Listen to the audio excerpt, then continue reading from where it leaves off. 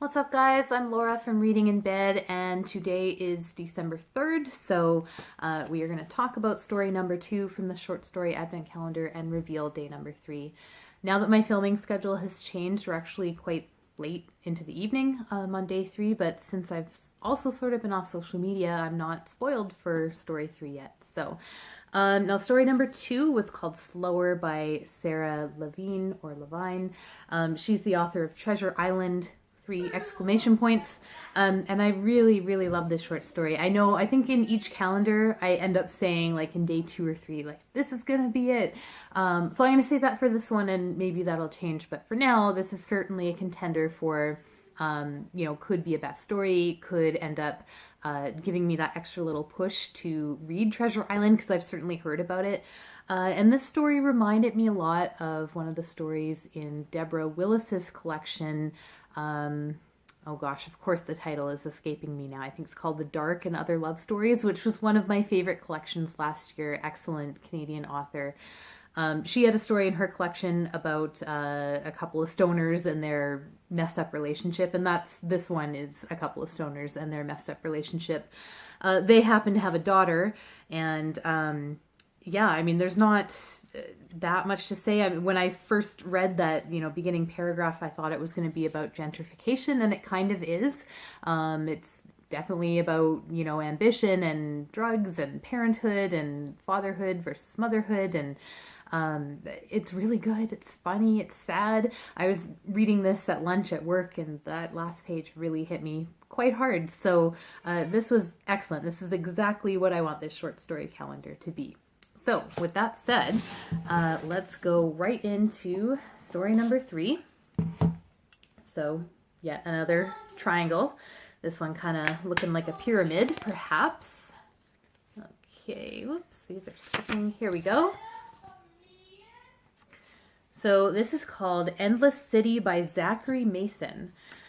Zachary Mason lives in California, where he works with artificial intelligence. He's got a couple of other books. He's got one that just came out this year, and this short story appeared in one of those collections, it looks like. So, and it's from 2007. So I'll just read the very first paragraph as I do to give you a taste. So this is Endless City. Ignoring his lies, the captain of the guard marched Odysseus through the night and brought him before Agamemnon's throne. Agamemnon wearily lifted his head, and in his face Odysseus saw festering pride and dull pugnacity, the spoils of a decade's martial failure. The king wavered, and in a harsh croak said, "I brought you here by stratagem, and now I question whether I was wise to do so. You are known for cunning, but not for loyalty."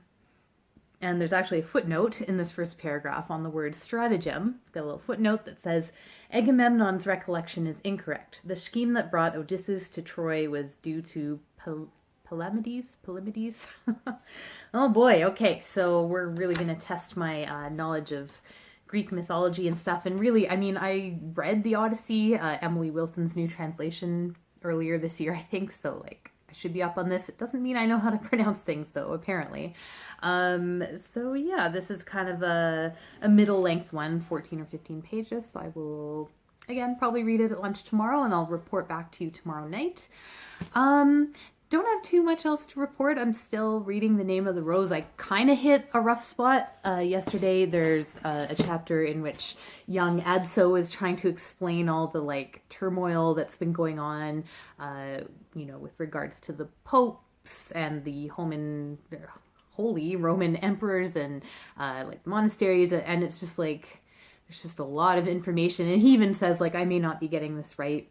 And I'm sort of debating, should I just go on Wikipedia and look this up, or should I just struggle along with young Adso as he tries to explain? I know I should do the latter, and I probably will. I'm hoping that in tonight's reading we're kind of past all the political stuff, though, and just back to the murder mystery.